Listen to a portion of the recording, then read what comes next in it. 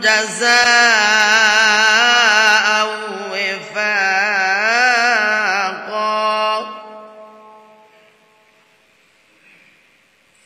جزاء وفاقا إنهم كانوا لا يرجون حسابا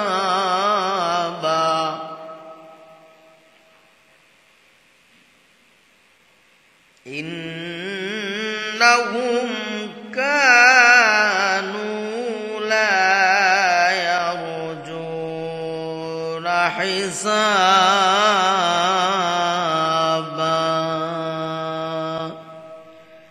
صدق الله العظيم وصدق رسوله النبي الكريم ونحن على ذلك من الشاهدين والشاكرين والذاكرين والحمد لله رب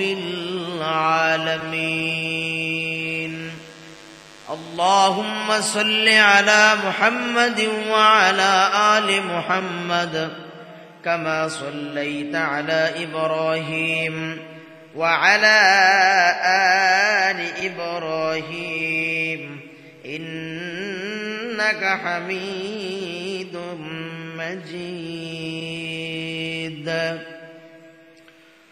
الحمد لله মহান আল্লাহ পাকের দরবারে অসংখ্য অগণিত শুকরিয়া আদায় করছি যে আল্লাহ রাব্বুল আলামিন আমাদেরকে গত জুমআর মতো আজকেও সবার আগে কবুল করেছেন। সকলে পড়ি আলহামদুলিল্লাহ।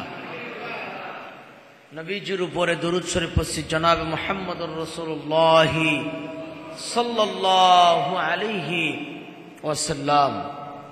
যে নবীজির উপরে দরুদ পাঠ করেন স্বয়ং আল্লাহ সুবহানাহু ওয়া তাআলা, যে নবীজির উপরে দরুদ পাঠ করেন ফেরেশতাগণেরা, যে নবীজির উপরে দরুদ পাঠ করেন কুল কায়নাত সমস্ত মাখলুকে। পৃথিবী যখন তার অস্তিত্ব লাভ করে নাই তখনও নবীজির উপরে দরুদ পড়েছেন আল্লাহ সুবহানাহু ওয়া তাআলা। আবার পৃথিবী যখন তার অস্তিত্ব হারিয়ে ফেলবে, কিয়ামত সংগঠিত হয়ে যাবে, তখনও নবীজির উপরে দরুদ পড়বেন কে? আল্লাহ পাক। তো জন্য নবীজির উপরে দরুদ পড়া অত্যন্ত দামি কাজ, মহতের কাজ। মুমিন তার গুণাবলীর বহিঃপ্রকাশ। এই জন্য আরেকবার পরে জনাব মুহাম্মদুর রাসূলুল্লাহ সাল্লাল্লাহু আলাইহি ওয়াসাল্লাম। আলহামদুলিল্লাহ, আজ আমরা কথা বলবো সূরা নাবা থেকে। আমরা সূরা নাবা থেকে কয়েকটি আয়াতে কারিমা তেলাওয়াত করেছি, ছোট ছোট আয়াতে কারিমা। এই আয়াতে কারিমার মাধ্যমে আজকের যে আলোচনা আমাদের সামনে আসবে, এই আলোচনা আল্লাহ তাআলা যেন আমাদেরকে বোঝার, উপলব্ধি করার, আমল করার তৌফিক দান করেন। আজকের আলোচনার দ্বারা আমরা একটি বিষয়ের উপরে ধারণা নেব, তাতে লাভ কি? যে বিষয়ে আলোচনা হবে ইন্না জাহান্নামা কানাত মিরসাদা। জাহান্নাম হচ্ছে একটি গোপন ফাঁদ। এই জাহান্নাম সম্পর্কে আজকে আমাদের কিছু আলোচনা বলি ইনশাআল্লাহ।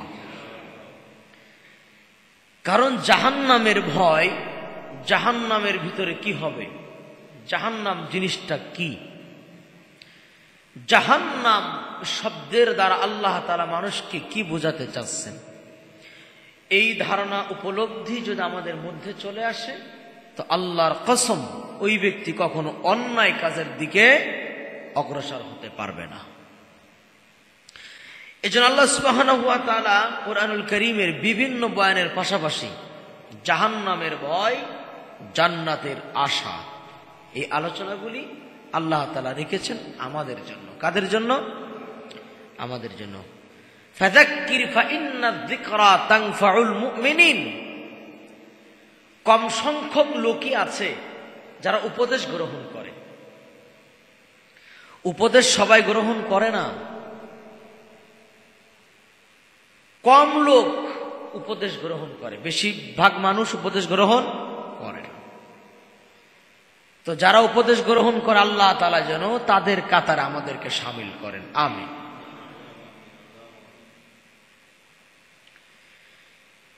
তো এই আয়াতে কারীমার আলোচনা যাবার আগে জাহান্নাম শব্দের পরিচয়টা আমরা একটু জেনে নিই।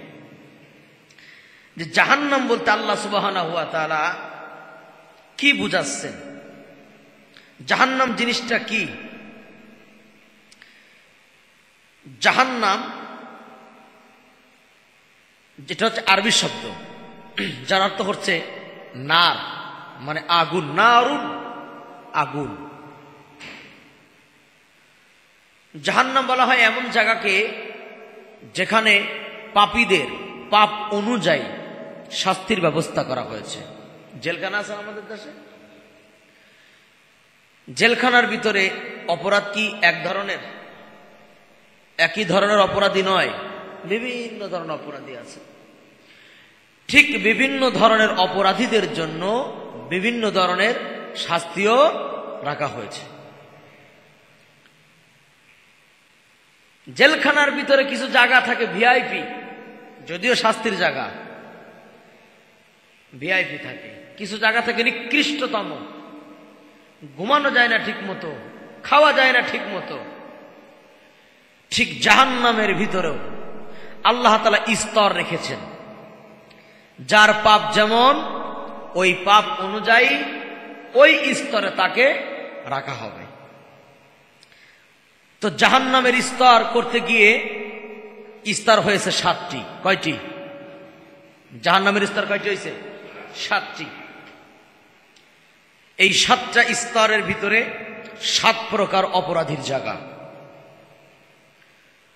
তো আজকে সংক্ষিপ্তভাবে আমরা জাহান্নামের এই 7টি স্তর নিয়ে আলোচনা করব এবং কি কি অপরাধের কারণে কোন কোন স্তরে জাহান্নামে যাবে এ ব্যাপারে আমাদের সতর্ক হতে হবে। আল্লাহ পাক আমাদেরকে তৌফিক দান করুন। প্রথম স্তরের নাম হচ্ছে জাহান্নাম। প্রথম স্তরের নাম কি বলেন? কি নাম? তারপরে স্তরের নাম হচ্ছে হাওয়িয়া। কি নাম? হাওয়িয়া। তারপর হচ্ছে জাহিম, এরপর হচ্ছে সাকর, সাঈর, হুতামা, এরপরে হচ্ছে লাযা। এই 7টি হচ্ছে জাহান্নামের স্তর। মূলত জাহান্নাম একটা, কিন্তু এর স্তর হচ্ছে 7টা। স্তর কয়টা? এই স্তর 7টা হওয়ার কারণে আমরা বলি জাহান্নাম 7টা।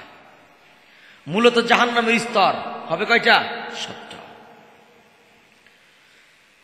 আল্লাহ পাক এই 7 স্তরে কি কি অপরাধের কারণে মানুষ যাবে এটা তো বলেছেনই, এর বাহিরেও আল্লাহ তাআলা বলেছেন আরো কিছু অপরাধের কারণে মানুষ এই 7 জাহান্নামের ভিতরে প্রবেশ করবে। যেমন আল্লাহ সুবহানাহু ওয়া তাআলা প্রথমেই বলেন জাহান্নাম প্রথম স্তরে থাকবে কারা। আল্লাহ পাক বলেন وَإِذَا قِيلَ لَهُ اتَّقِ اللَّهَ أَخَذَتْهُ الْعِزَّةُ بِالْإِثْمِ فَحَسْبُهُ جَهَنَّمُ وَلَبِئْسَ الْمِهَادُ।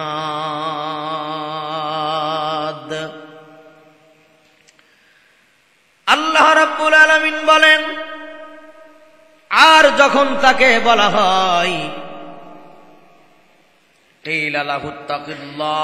আল্লাহকে ভয় করো, যখন তাকে বলা হয় আল্লাহকে ভয় করো, তখন সে আত্ম অহংকার নিয়ে আল্লাহর থেকে মুখ ফিরিয়ে নেয়। অহংকারের কারণে এই বান্দা আল্লাহকে ভয় না করে বান্দা পাপের দিকে অগ্রসর হয়ে যায়, উপদেশ গ্রহণ করে না। সুতরাং জাহান্নাম তার জন্য যথেষ্ট। কে বলতেছেন? কে বলেন? জোরে বলেন। আল্লাহ বলেন, যাকে আল্লাহর ভয় দেখানো হয় আল্লাহকে ভয় করার জন্য আহ্বান করা হয়, ওই বান্দা আত্মহংকারের কারণে পাপের দিকেই চলে যায়। এই বান্দার জন্য জাহান্নামই যথেষ্ট। আল্লাহ তাআলা বলেন, সুতরাং সেই জাহান্নাম কতই না মন্দ জায়গা, কতই না নিকৃষ্টতম জায়গা জাহান্নাম। তাহলে আমরা আয়াত থেকে জানতে পারলাম জাহান্নাম প্রথম স্তরে থাকবে যতগুলা মানুষ, তাদের মধ্যে এক শ্রেণীর হলো, এই আয়াতের দ্বারা আমরা যাদেরকে পাইলাম তারা হলো যারা আল্লাহকে দুনিয়াতে ভয় করে নাই এবং অহংকারের কারণে পাপের কাজ করেছে, তারা যাবে প্রথম স্তরে জাহান্নামে। এবার আসুন একটু ব্যাখ্যায় যাই আমরা। কিলা লাহু তাকিল্লাহ, এই আল্লাহকে ভয় করার কথা আল্লাহ পাক অনেক জায়গাতেই বলেছেন কোরআনের মধ্যে। যেমন আল্লাহ বলেন, ইয়া আইয়ুহাল্লাযীনা আমানুত্তাকুল্লাহা হাক্কা তুকাতিহি ওয়া লা তামুতুন্না ইল্লা ওয়া আনতুম মুসলিমুন। হে বিশ্বাসী বান্দা বান্দীগণ, তোমরা আমি আল্লাহকে ভয় করো আর মুসলমান না হয়ে মরো না। এখানে আল্লাহ তাআলা আমাদেরকে আগে ভয় করতে বলেছেন, তারপরে মুসলমান হতে বলেছেন। আল্লাহ পাক অপর জায়গা বলেন, ইয়া আইয়ুহাল্লাযীনা আমানুত্তাকুল্লাহা ওয়া কুলু কাওলান সাদীদা। হে ঈমানদারগণেরা, আমি আল্লাহকে ভয় করো আর কওলান সাদীদা, কথা যখন বলবা তখন সত্য কথা বলবা। কি কথা? জোরে মাথা নত করবা না, সত্য কথা। সত্য মানে হলো হক। সত্য মানে কি? সত্যের নাম হলো হক, হকের নাম হলো সত্য। কথা যখন বলবা সত্য কথা বলবা, ন্যায় কথা বলবা, ইনসাফপূর্ণ কথা বলবা। কারণ হলো তোমার একটি কথার দ্বারা জাতির উপকার হতে পারে, আবার একটি কথার দ্বারা জাতির বড় ক্ষতি হতে পারে, ঠিক কিনা? এজন্য কথা যারা বলে, বিশেষ করে কথা বলে কারা? বলে বক্তা, তারা কথা বলে, শ্রোতারা শোনে। এজন্য বক্তা, আলেম, ইমাম, মুয়াজ্জিন যারা হবে, তারা যখন কথা বলবে কথার মধ্যে কোনো লুকোচুরি করা যাবে না। বলেন ঠিক কিনা? কথা বললে কি করা যাবে না? কথার মধ্যে লুকোচুরি করা যাবে না, মাসআলার মধ্যে গোপন করা যাবে না, ফতোয়ার মধ্যে গোপন করা যাবে না।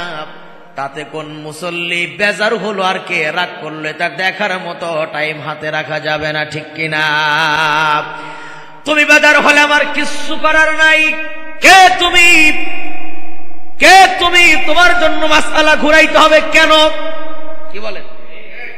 তুমি কোন লাটের গুরু, কোন সাহেবের বাচ্চা তুমি? তোমার কারণে মাসআলা ঘোরানো যাবে না, বরঞ্চ মাসআলা দেখা তোমার আমলকে পরিবর্তন করা লাগবে, ঠিক কিনা? মসজিদের মধ্যে কোনো সাহেবগিরি চলবে না। কথা বলেন, বলেন, কথা বলেন। মসজিদের মধ্যে কোনো সাহেবগিরি চলবে না, মসজিদের মধ্যে নেতাগিরি চলবে না, মসজিদের মধ্যে বাহাদুরি চলবে না। মসজিদের মধ্যে যখন প্রবেশ করবে, ইমাম সাহেব যা বলবে, ডিরেকশন দেবে, ইমাম হিসাবে, নেতা হিসাবে যা বলবে আপনাদের সেটাই মানা লাগবে, তার মধ্যে কল্যাণ আছে, ঠিক কিনা? কোনো মাতুব্বারি চলবে না, মাসআলা যেটা ইমাম সাহেব দেবে ওইটাই ফাইনাল, এর বাইরে কোনো সুযোগ সন্ধানী করা যাবে না। এজন্য ইমাম সাহেব বিশেষ করে খুতবায় যখন কথা বলবে লুকোচুরি করবে না। তাতে যদি কাছের লোক বেজার হয় হোক, কারণ দ্বন্দ্ব যদি হয় আল্লাহর জন্য, ভালোবাসাও যদি হয় সেটাও কার জন্য? জোরে বলেন। এই যে আপনাদের সাথে আমার একটা মুহাব্বত আছে, কার জন্য বলেন? এই মুহাব্বত আল্লাহর জন্য। আবার যদি কোনোদিন মুহাব্বত ভেঙে যায়, দুনিয়ার কোনো কারণে যেন না হয়, যদি মুহাব্বত ভেঙে যায় সেটাও যেন আল্লাহর জন্য হয়, ঠিক কিনা? সুতরাং মাসআলা কথা যখন বলবো, আল্লাহ পাক বলে ওয়াকুলু কাওলান সাদীদা। ঈমানদার যারা প্রথমে আল্লাহকে ভয় করো, এরপরে কথা যখন বলবা মিথ্যা না সত্য? কথা বলেন। কে শিখাচ্ছেন? আল্লাহ পাক শিখাচ্ছেন। বুকের সাহস নিয়ে কথা বলতে হবে, দাপট নিয়ে কথা বলতে হবে, আর তাওয়াক্কুল আল্লাহর উপরে রাখতে হবে। ওয়া আলা রাব্বিহিম ইয়াতাওয়াক্কালুন। দুনিয়ার কোন মানুষ আমার বেইজ্জতি করতে পারবে না, অসম্মান করতে পারবে না, খাওয়াইতে পারে না, বাঁচাইতে পারে না। কিতাবাম মুআজ্জালা, আল্লাহ পাক নির্দিষ্ট কোরআনের মধ্যে মরণের কথা আমার লিখে দিয়েছেন। আগেও হবে না, পরেও আমার মরণ হবে না, ঠিক কিনা? বিশ্বাস একিন 100-তে 100 বিশ্বাস কলিজার মধ্যে ধারণ করেন। সত্য কথা বললে, হক কথা বললে বাতিলের মিজাজ গরম হতে পারে, বাতিল আপনার দিকে চোখ রাঙিয়ে কথা বলতে পারে, হুমকি দেবে, দামকি দেবে, খবর আছে বেশি বাইরে গেছে, বেশি দিন টিকবে না, মনে হয় চলবে না হুজুর বেশি দিন, হুজুরের হায়াত শেষ হয়ে গেছে। হায়াতের মালিক কি ওর বাপে? হায়াতের মালিক আল্লাহ। এই যে আবা কথাগুলো যারা বলে, মনে রাখবেন শয়তানের চক্রান্ত যত বড় দেখা যায় কিন্তু ভিতরে ততই দুর্বল। চক্রান্ত দেখতে পারো, ভিতরে দুর্বল, যায়েফা। শয়তানের চক্রান্তটা মারাত্মক দুর্বল। আল্লাহ রাব্বুল আলামিন বলেন, সুতরাং আল্লাহকে যারা দুনিয়াতে ভয় করলো না, অহংকারের কারণে যারা পাপের কাজ করলো, তারা যাবে কোথায়? বলেন, তারা কোথায় যাবে? তারা যাবে প্রথম স্তর জাহান্নামের ভিতরে। সুতরাং দুটি কথা আমাদের মাথায় রাখতে হবে। এক নাম্বার হলো ভয় করা লাগবে আল্লাহকে, আর অহংকারের কারণে পাপের কাজ সমাজের মধ্যে সংগঠিত করা যাবে না, কোন পাপের কাজে আঞ্জাম দেওয়া যাবে না। হাদিস শরীফের মধ্যে দাল্লু আলাল খায়রি কাফাইলি। খেয়াল করেন, কোন একজন ব্যক্তি একটা ভালো কাজ করেছে, ওই কাজটা আপনি দেখেছেন, এবার আপনিও তারা দেখা দেখে আপনিও কাজটা শুরু করলেন। হাদিস শরীফে নবীজি আমার বলেন, আপনার ভালো কাজ দেখার কারণে আর এক ভাই যে করলো, ওই ভাইটি করার কারণে আপনার আমল নামায় ওই ব্যক্তির কবুল সব আপনার আমল নামায় চলে গেল, কিন্তু ওই ব্যক্তির সব কমবে না। অনুরূপ ভাবে আপনি সমাজের মধ্যে একটা খারাপ কাজ চালু করলেন, এই খারাপ কাজটা আপনার দেখা দেখি যদি কেউ করে, তাহলে ওই ব্যক্তি গুনার কাজ করলো, আপনার দেখা দেখি এর দ্বারা কি হলো? আপনার আমল নামে গুনাহ হলো, ওই বান্দার গুনাহটা আপনার ঘরের মধ্যে চলে আসলো। এজন্য সমাজের মধ্যে ভালো কাজ করা লাগবে, খারাপ কাজ করা যাবে না। আর খারাপ কাজ তারাই করে যাদের মধ্যে অহংকার আছে। কি আছে? কি আছে বলে? আল্লাহ পাক বলে তাদেরকে আল্লাহর দিকে ডাকা হয়। তারা কি করে? তারা অহংকারের কারণে তারা খারাপ কাজের দিকে চলে যায়। শুধু নিজে যায় না, জাতিকেও খারাপ কাজের দিকে নিয়ে যাচ্ছে। নিজে তো যায়, জাতিকেও ধোঁকা দিয়ে খারাপ অন্যায় পাপাচার, যে কাজের মধ্যে গেলে যুব সমাজের ঈমান ধ্বংস হয়ে যায়, যে কাজের মধ্যে গেলে যুবকদের নামাজ ছুটে যায়, যে কাজের মধ্যে গেলে যুবকদের তাহজিব তামাদ্দুন নষ্ট হয়ে যায়, এমন কাজের মধ্যে নিজেরাও যায়, যুব সম্প্রদায়কেও যুবতীদেরকেও নিয়ে যায়। আল্লাহ তাআলা বলে এই ধরনের লোকদের জন্য জাহান্নামের 7 স্তরের প্রথম স্তর নাম কি? জাহান্নাম। আল্লাহ তাআলা বলে এই জাহান্নাম কতই না নিকৃষ্টতম জায়গা। এই জাহান্নামের ভিতরে যারা থাকবে, এই জাহান্নাম কতই না নিকৃষ্টতম জায়গা। জাহান্নামে না যাওয়া পর্যন্ত বোঝা যাবে না জাহান্নাম কত বড় নিকৃষ্টতম জায়গা। জাহান্নামের মধ্যে যারা যাবে, জাহান্নামে যাওয়ার পরে তারা মরবেও না, তারা বাঁচবেও না। আল্লাহকে ডেকে বলবে রব্বুল আলামিন, রব্বানা আখিরনি ইলা আজালিন করিব, ওহে আমাদের প্রভু, আর অল্প দিনের জন্য, কয়েকটা দিনের জন্য আমাদেরকে আবার আপনি দুনিয়ার জমিনে পাঠাইয়া দেন। আল্লাহ পাক বলবে, বান্দারে, আলাম ইয়াতিকুম রুসুলুকুম বিল বাইয়িনাত, আমি কেন তোমাদের দুনিয়ার জমিনে পাঠাবো? তোমাদের কাছে কি আমার স্পষ্ট বাণী কোরআন যায় নাই? আসছে কিনা কোরআন? কথা কোন আসছে কিনা কোরআন? কোন দলের লোক বলতে পারবে না কোরআন শরীফ আমাদের কাছে আসে নাই। এই কথা বলতে পারবে না। রাজনীতি করতে গিয়া কোরআন পাই নাই, দল করতে গিয়া, নেতার জীবনী পড়তে গিয়া, নেতার জীবনী প্রতিষ্ঠা করতে গিয়ে আমরা কোরআনের সবক পাই নাই, এমন কথা বলার সুযোগ আছে?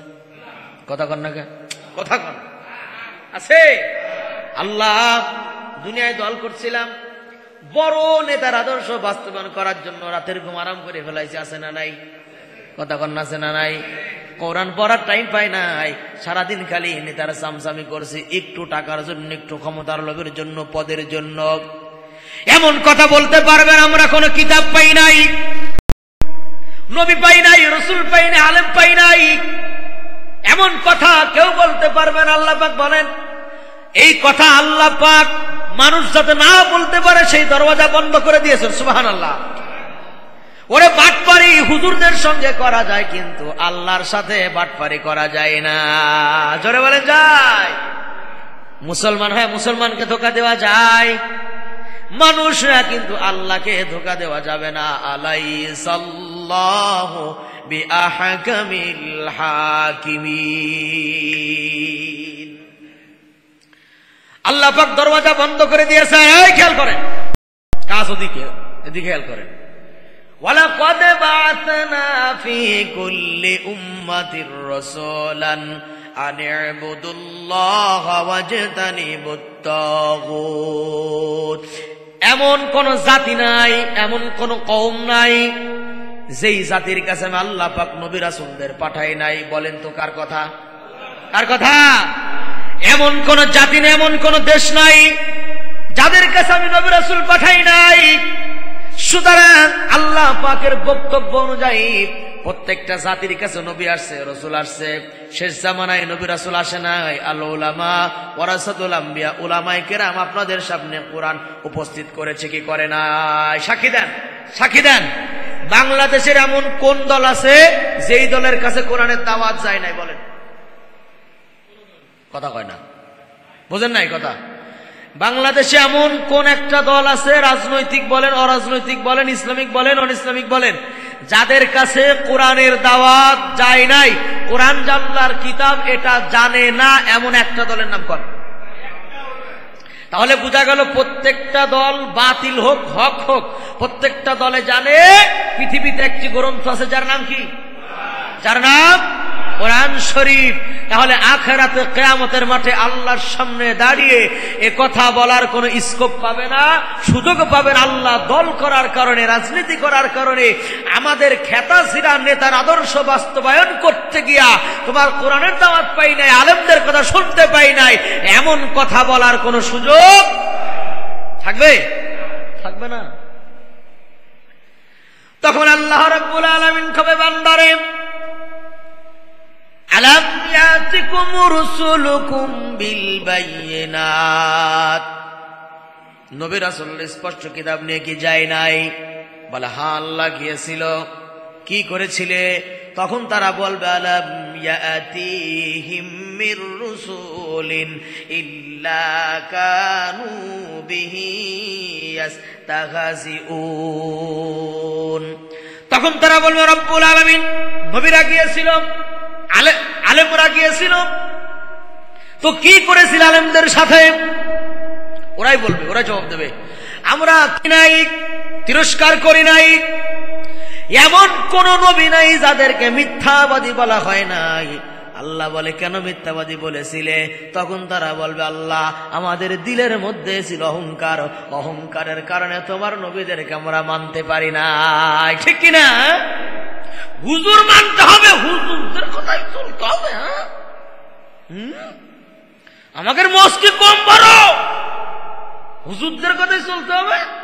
হুজুর তো বাপের কথা বলে না, হুজুর আল্লাহর কথা বলে, হুজুরদের কথা মানে আল্লাহর কথা মানে। কথাকে আমরা কথার ফ্যাক্টরি আছে না, আমাদের কথা বানাই আমরা। এই যে কোরআন শরীফের আয়াত খুলে খুলে পড়তেছি, এটা আমার কথা নয়, কার কথা? জোরে বলে। তো হুজুরদের কথা মানতে হবে নাকি? এ কথা দ্বারা কি বোঝায়? আল্লাহর কথা মানতে হবে নাকি? তা আল্লাহরটা মানবে না কারটা মানবে? ইয়া মাশারাল জিন্নি ওয়াল ইনসি ইন ইসতাতাতুম আন তানফুযু মিন আকতারিস সামাওয়াতি ওয়াল আরদ। আল্লাহ কয় যারা আমার আইন মানবে না, খেয়াল করেন, আল্লাহ বলে যারা আমার আইন মানবে না তারা আমার আসমানের নিচে থাকতে পারবে না, যারা আমার আইন মানবে না তারা আমার জমিনে থাকতে পারবে না। আচ্ছা বলেন তো, পৃথিবীর এমন কোন দেশ আছে যেই দেশে আল্লাহর আসমান নাই? কথা কয় না। পৃথিবীর এমন কোন দেশ আছে যেই দেশে আমার আল্লাহর আসমান নাই? আছে এমন কোন দেশ? আল্লাহ কয় যারা আমার বিধান মানতে অক্ষম, অহংকার করো আমার বিধানের সামনে, তোমরা আমার আসমানের নিচ থেকে বেরিয়ে দাও। তোদের লজ্জা করে না? হায়াত কুকুরের জাতেরা আল্লাহর বিধানকে মুছে দেওয়ার চেষ্টা করে, আবার আল্লাহর আসমানের তরফ থেকে কুত্তা চাইতে খারাপ। কুকুরেরও লজ্জা শরম আছে, ও জাতের তাও নাই। খাওয়াই কে? আস্তে কন্টে খাওয়াই কে? পড়াই কে? রিজিকের মালিক? কার জমিনে চলি? কার আসমানের নিচে থাকি? কার দেওয়া বাতাস খাই? সবই তো আল্লাহ। প্রশ্ন করলেই উত্তর হবে কি? উত্তর হবে কি? সবই করি আল্লাহর, খাই আল্লাহর, পড়ি আল্লাহর। আইন কেন আমরা বামপন্থীদের মানি? আইন কেন বামপন্থীদের তৈরি করি? আল্লাহ পাক বলে যারা আমার বিধান মানতে অক্ষম, অহংকার করে যারা, তারা যেন আমার আসমানের নিচে জমিনের উপরে না থাকে। এগুলোরে চিহ্নিত করে করে দড়িতে বাইন্ধে করে কই ফেলাবো? কান্দি যেখানে ফেলাবো সেখানে তো আল্লাহরই জানা। তো এই কথার দ্বারা আল্লাহ কি বুঝায়?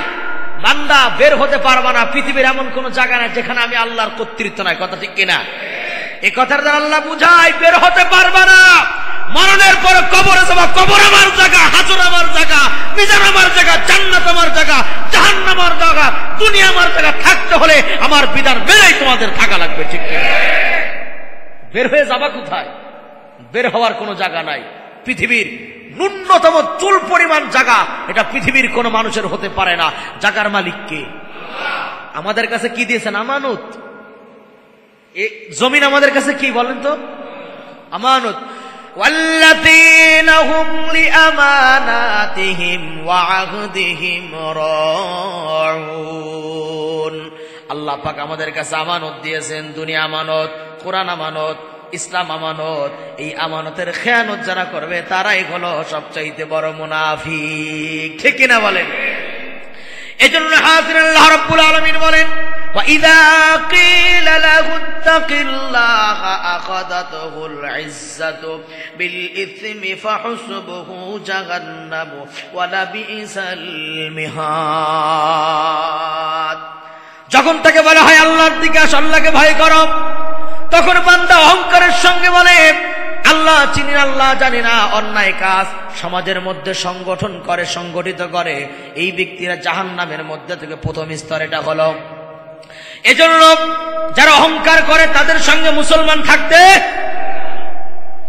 অহংকার করে যারা সমাজের মধ্যে ইসলামের আইনকে লঙ্ঘন করে যারা তাদের নেতাদের আইন বাস্তবায়ন করে, কোন নামাজি, কোন রোজাদার, কোন হাজি সাহেব, কোন পরহেজগার যদি তাদের সঙ্গে আদর্শের সঙ্গে মিলাইয়া চলে, আল্লাহ পাক বলে ওয়া মাইয়াবতাগি খায়রুল ইসলাম। আল্লাহ বলে খায়রুল ইসলাম,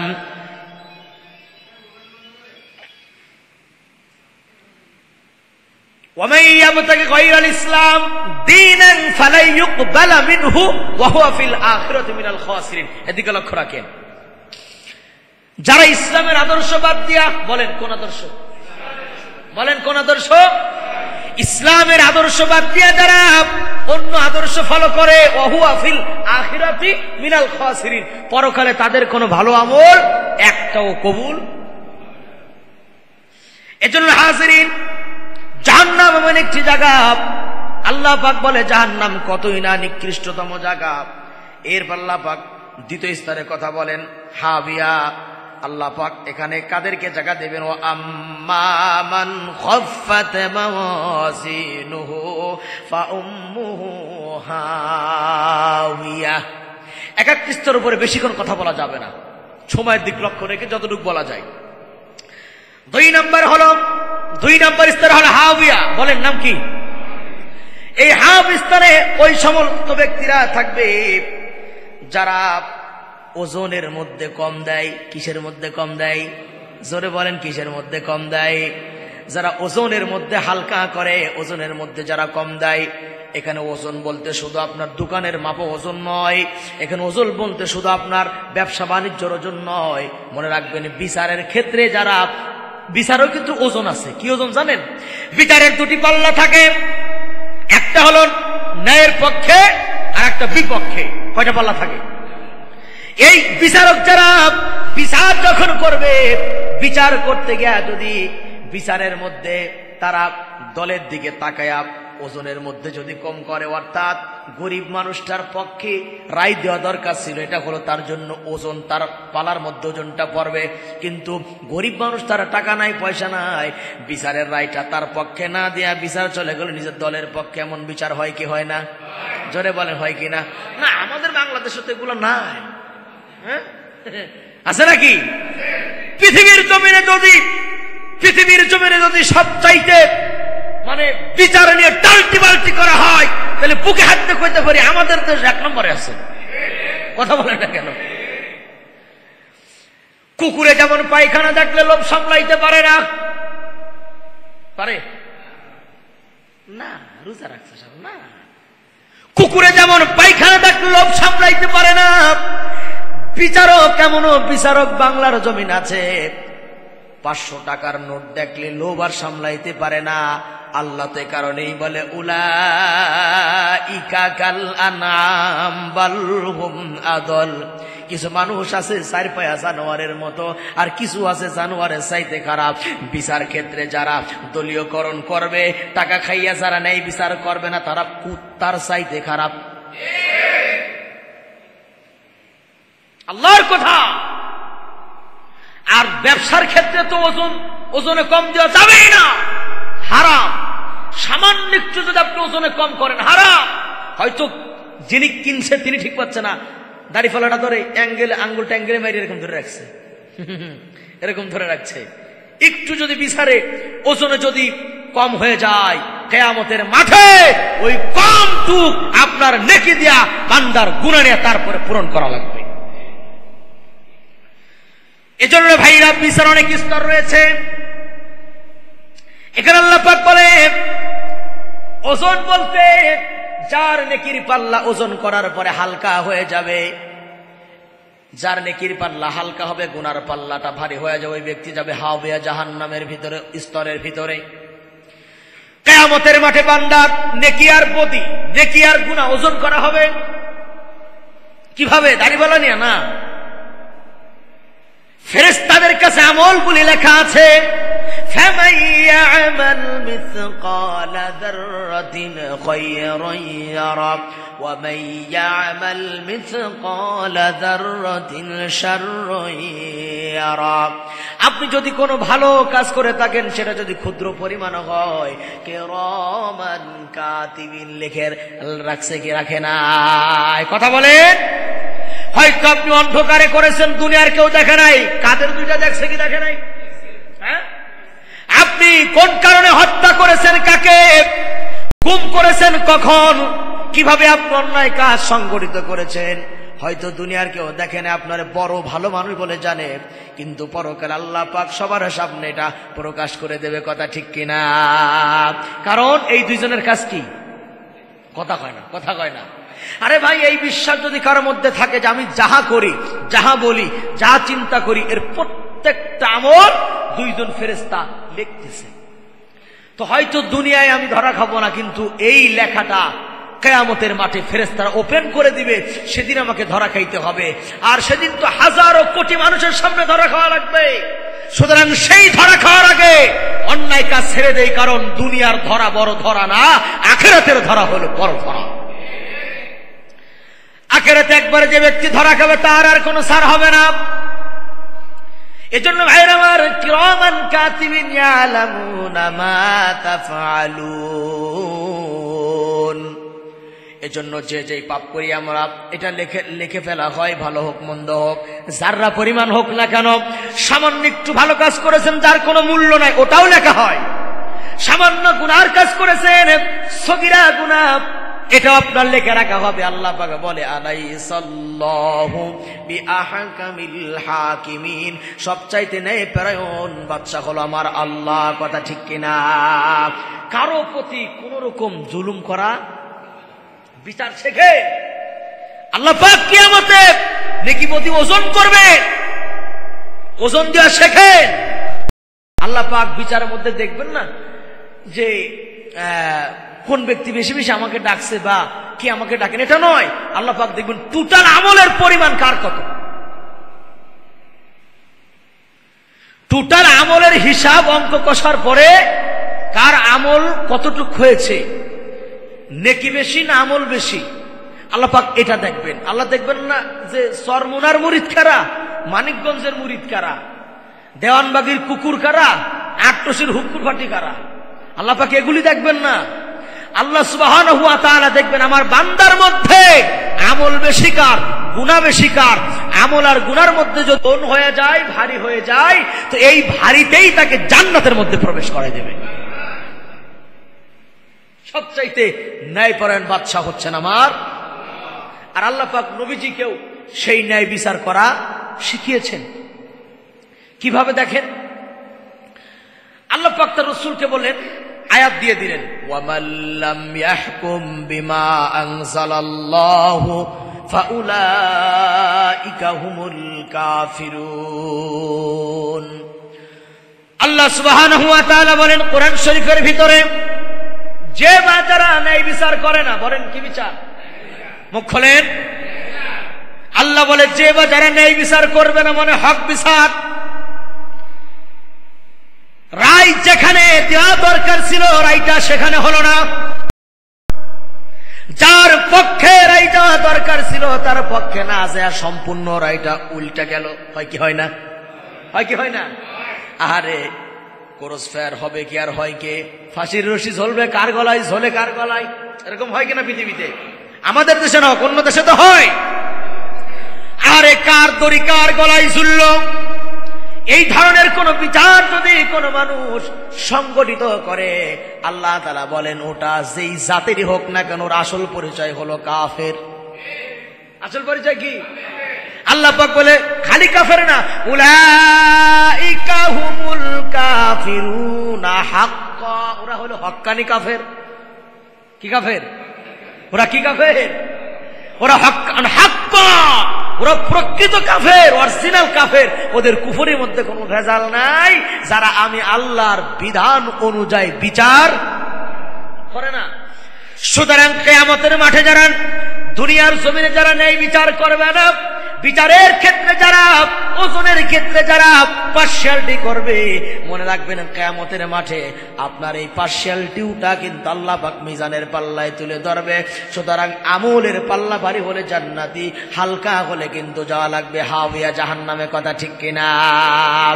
এজন্য হাজির আল্লাহ পাক ওই বান্দার সঙ্গে ন্যায় বিচার করবে যেই বান্দা নিজেও ন্যায় বিচারক ছিল। যেই বান্দা নিজে কোনোদিন ন্যায় বিচার করতে পারে নাই, মনে রাখবেন ওই বান্দার সঙ্গে আল্লাহ ন্যায় বিচার করবে না, তাহলে এটা জুলুম হয়ে যাবে। এজন্য হাজিরিন আল্লাহ পাক বলে, এজন্য ন্যায় বিচার করতে হবে কিয়ামতের মাঠে। তাহলে আল্লাহ পাক তার সঙ্গে কি বিচার করবেন?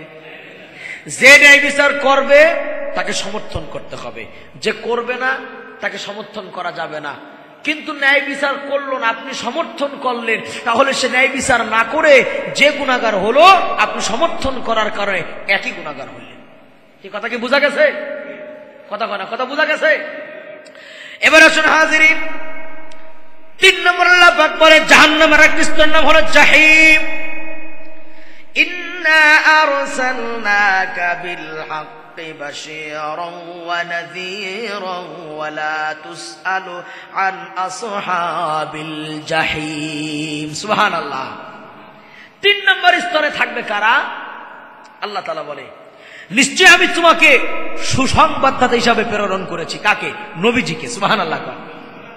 নবীজি কি দুঃসংবাদদাতা না সুসংবাদদাতা? সুসংবাদদাতা। আল্লাহ তাআলা বলেন এবং সতর্ককারী রূপে তোমাকে পাঠিয়েছি, তুমি সুসংবাদ দাও, সতর্কও করো। এ কারণে আল্লাহর রাসূল তার আত্মস্বজনদেরকে ডাক দিলেন, ওয়ানজির আশীরাতাকাল আকরাবিন। আল্লাহর পয়গম্বর তার আত্মীয়দেরকে ডাক দিলেন। ডাক দেওয়ার পরে সবাই এক জায়গা জমা হয়ে গেল। আগে আপন লোক, আগে কাছের লোককে ডাকলেন যে আমার গোত্রের মানুষ যদি ভালো হয়ে যায় তো আমি তাদেরকে নিয়ে সারা পৃথিবীতে ইসলামের দাওয়াত দিতে পারবো। ওয়ানজির আশীরাতাকাল আকরাবিন। রাসূল ডাক দিলেন তার চাচাদেরকে, খেয়াল করেন, তার দাদাদেরকে, তার ভাইদেরকে, তার ভাবি, তার চাচি, তার বংশের মানুষকে ডাক দিলেন। তো ডাক দিয়ে আল্লাহ রাসূল খুব কৌশলে প্রশ্ন করলেন।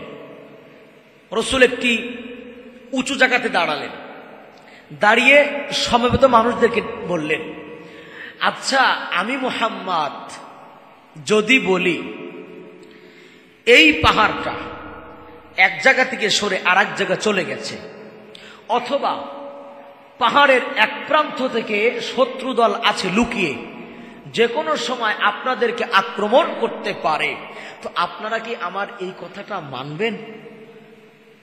আত্মীয়দেরকে বললেন, বংশের লোককে বললেন। আবু লাহাব বলল, মুহাম্মদ তুমি যদি বলো পাহাড় জায়গা থেকে সরে গেছে, এ কথাও আমরা মানতে রাজি, কারণ আমরা যতটুকু জানি তুমি জীবনে কোনোদিন একটা মিথ্যা কথা বলো নাই। এই সাক্ষীটা কোন আল্লাহর ওলি দিছে? কথা কয় না। সাক্ষীটা দিছে কে? আবু লাহাব, কাফেরদের একজন লিডার ছিল। আচ্ছা, এবার নবীজি এই কথা পাওয়ার পরে নবীজির বুকটা বড় হয়ে গেল। তাহলে মনে হয় আসল কথা বললে এবার এরা গ্রহণ করবে। আল্লাহর পয়গম্বর ডাকতে বলে, তাহলে শুনুন, আপনারা আমাকে আপনারা আল্লামিন বলে মানেন, আমাকে আপনারা বিশ্বাসী বলে জানেন, আমি জীবনে মিথ্যা কথা বলেন এটা আপনারা জানেন। তাহলে আমি সেই মুহাম্মদ আপনাদের জন্য বলি, আপনারা যে দেবদেবী পূজা করেন, মূর্তি পূজা করেন, মরণের পরে কিন্তু আপনাদের জন্য কঠিন শাস্তি অপেক্ষা করতেছে। আপনারা এক আল্লাহর গোলামি শুরু করে দেন। যেই লোকটা 1 মিনিট আগে বলল তুমি যা বলবে তাই মানব, সেই লোকটা এখন দাঁড়িয়ে গেল, হাতের মধ্যে একখানা পাথর নিয়ে বলে, তাব্বাল্লাকা হাদা, তাব্বাল্লাকা হাদা লিহাদা দাউতানা জামাতানা। ও মুহাম্মদ তুই ধ্বংস হ, নাউজুবিল্লাহ। এই কথা বলার জন্য আমাদের ডাকছো, খায়া কাম পাইলাম আর এই কথা বলার জন্য আমাদেরকে ডেকেছো। মুহাম্মদ তুমি ধ্বংস হয়ে যাও। আল্লাহ তাআলা বলে, মুহাম্মদ তোমার ধ্বংস নাই। তাব্বাত ইয়াদা আবি লাহাবি ওয়া তাব্বা মা আগনা আনহু মালুহু ওয়া মা কাসাব। সুবহানাল্লাহ। কোন তাব্বাত ইয়াদা, ধ্বংস আবু লাহাবের এবং ওর 2 হাতের ধ্বংস হবে। খেয়াল করেন, যেই হাতটা নবীজির দিকে বেয়াদবি করেছে সেই হাতের ধ্বংস হবে। এই হাত ধ্বংসের ব্যাখ্যায় তাফসীরে কারকগণ লিখেছেন, আবু লাহাবের যে সন্তানগুলা ছিল, সন্তানগুলাও তার হাতেরই কামাই। সন্তান কিসের কামাই? বলেন, সন্তান কিসের কামাই? তার সন্তানও ধ্বংস হবে। হাত ধ্বংস মানে এই 2 হাত দিয়ে সম্পদ অর্জন করে তার সম্পদ ধ্বংস হবে। ব্যাখ্যা শোনেন, তাব্বাত ইয়াদা এর ব্যাখ্যা হলো আবু লাহাব নিজে ধ্বংস হবে, ছেলেরা ধ্বংস হবে, ধন সম্পদ ধ্বংস হবে, স্ত্রী ধ্বংস হবে, ক্ষমতা ধ্বংস হবে, সিয়ার ধ্বংস হবে। পৃথিবীতে যত আবু লাহাব আছে আমার নবীর সঙ্গে বেয়াদবি করেছে, ওরাও চিরতরে ধ্বংস হবে। পৃথিবীর জমিন ওদের কোনো চিহ্ন থাকতে পারে না। ঠিক কিনা বলেন? ধ্বংসের সামান্য একটু ব্যাখ্যা দেই, কিভাবে ধ্বংস হয়ে গেল। এই লোকটা একটা যুদ্ধের কারণে কাফেররা পরাজয় বরণ করলো। আবু লাহাব তখন মানসিক রোগে পড়ে গেল। আস্তে আস্তে শরীরের মধ্যে রোগ হওয়া শুরু করে দিল। শরীরের মধ্যে তার রোগ হলো, ছোট ছোট ফুসকা রোগ হলো। ওখান থেকে ধীরে ধীরে পাকতে থাকলো, পুষ বের হয়, রক্ত বের হয় আবু লাহাবের। এমন দুর্গন্ধ, আপন ছেলেরাও তার কাছে গেল না। শেষ পর্যন্ত ঘরের মধ্যেই মরে গেল। আপন লোকেরাও তার লাশটা ধরে না গন্ধের কারণে। এই যে দেখেন নাই করোনার ভিতরে অনেক আপন মানুষও করোনার টাচ লাগলে করোনা হয়ে যাবে, এই বইতে আপন ছেলে তার বাপকে অনেক সময় জানাজার গোসল করায় নাই। কথা ঠিক কিনা? ওরে নাদানের গোষ্ঠী নাদান, এটা কত বড় বোকামির কথা। ঠিকই তো কোন মানুষ তারা জানাজা করাইছে, কাফন করাইছে, দাফন করাইছে, ঠিক কিনা বলেন? কই, তারা তো মরে নাই। সামান্য করোনার ভয়তে যদি মানুষ আপনজনদেরকে ছেড়ে দেয়, আবুল আহাবের যেই রোগ হয়েছিল, যেমন দুর্গন্ধ, তার কাছে যাওয়ার কোনো কায়দা ছিল না। ঘরের মধ্যে তার বিবি তাকে ধরল না, ছেলেরা ধরল না। এই শায়েস্তা করেছেন কে? কে করেছেন বলেন? যারা মানুষদেরকে বিনা কারণে মারবে, হয়রানি করবে, অসম্মান করবে, যারা মায়ের কোলগুলি খালি করবে, যারা মায়ের কোলগুলি খালি করবে, মনে রাখতে হবে আল্লাহর কসম, একদিন না একদিন তারা এই দেশের মধ্যে পড়ে থাকবে। জনগণ তাদের পাবে না, জানাজা করার জন্য কুকুরও খুঁজে পাবে না। দিন গুনতে থাকো মুসলমান, দিন গুনতে থাকো। রাতের পরেই দিন আসে, দিনের পরে রাত আসে। একটু ধৈর্য ধারণ করো। আমার আল্লাহ কিন্তু খেলা মাঝে মাঝে দেখায়। খেলা দেখায় না আল্লাহ? আল্লাহ বারে বারে দেখায় না, মাঝে মাঝে দেখায়। আল্লাহর খেলা যখন শুরু হয়ে যায় তখন বিজয় হয় কার দলের লোকের। এজন্য হাজিরিন, ওই লোকটা ঘরের মধ্যে পচে মরে রইল, ছেলেও ধরে না, স্ত্রীও ধরে না। ছেলে মায়া কলিজার মধ্যে যে মায়া মোহাব্বত থাকা দরকার, আল্লাহ পাক তুলে নিয়েছেন। এবার হাবশি কিছু গোলামেরা তারা লাঠি দিয়া গুতায়া আবুল আহাবের লাশটা ঘরের থেকে বের কইরা মাটি খুইরা তারপরে মাটির মধ্যে পুঁতা থুইছে। অসম্মানে মরণ আল্লাহ দিয়েছে। নিজে ধ্বংস হয়েছে, স্ত্রী ধ্বংস হয়েছে, ছেলেরাও ধ্বংস হয়েছিল। আল্লাহ পাক বলে তাব্বাত ইয়াদা আবি লাহাবি ওয়া তাব, যে হাত দেয়া নবীজির দিকে বেয়াদবি করেছে, এই হাত দুইটা ধ্বংস হবে, হাতের কামাই ধ্বংস হবে, হাতের ছেলে ধ্বংস হবে, হাতের ক্ষমতা ধ্বংস হবে। সুতরাং যারা নবীর সঙ্গে এখনো বেয়াদবি করবে তাদেরও আবুল আহাবের মতো পরিণত হবে। আমার আল্লাহ পারে কি পারে না? পারে কিনা আল্লাহ? শুধু কোরআনের সাথে মিলিয়ে নিতে হবে, কোরআনের সাথে মিলাতে হবে। আল্লাহ পাক বলে, সুতরাং নবীকে পাঠালাম সতর্ককারী রূপে। এবং আল্লাহ পাক বলে, তুমি সতর্ক মানুষকে করো, মানুষকে সতর্ক করো এবং মানুষকে জান্নাতের প্রতি আহ্বান করো, সুসংবাদ দাও, ভালোবাসার সংবাদ দাও এবং সতর্ক করো। হাজিরিন, এভাবে করে 7টি স্তর রয়েছে জাহান্নামের ভিতরে। আমরা আজকে আলোচনা করলাম জাহান্নাম এবং হাভিয়া জাহিম। জাহান্নামে যাবে কারা? যারা আল্লাহকে ভয় না করে, জাহান্নামকে ভয় না করে, অহংকারের কারণে যারা সমাজের মধ্যে পাপের কাজের আঞ্জাম দেবে। পাপ মুক্ত করার অনেক ঔষধ একটা দিয়ে যায়, নাকি নাকি কথা হয় না? পাপ মুক্ত হওয়ার অনেকগুলি ঔষধ, প্রধান একটি ঔষধ আজকে দেই, নাকি দেব? নেব তো? হাত পাতেন, হাত পাতেন। হ্যাঁ, ওই দেখেন না যে হকাররা ওষুধ বেছে, হাত পাতেন, তালু টান টান করেন। হ্যাঁ, ঔষধ দিচ্ছি, ঔষধ। এটা হাতের তালুতে নয়, এটা কলমে ঢুকাবেন। কোথায় কোথায় ঢুকাবেন? সমাজের এই পাপের কাজ দূর করতে হলে 1 নম্বর ঔষধ, ইন্নাস সালাতা তানহা আনিল ফাহশা ওয়াল মুনকার। নিশ্চয় নামাজ মানুষকে ফাহেশা, অন্যায়, অশ্লীল কাজ থেকে বিরত রাখে। সুবহানাল্লাহ। তাহলে ঔষধের নাম কি? তরুণরা বলো ওষুধের নাম কি? যুবকরা বলো ওষুধের নাম কি? শুধু জুম্মার দিন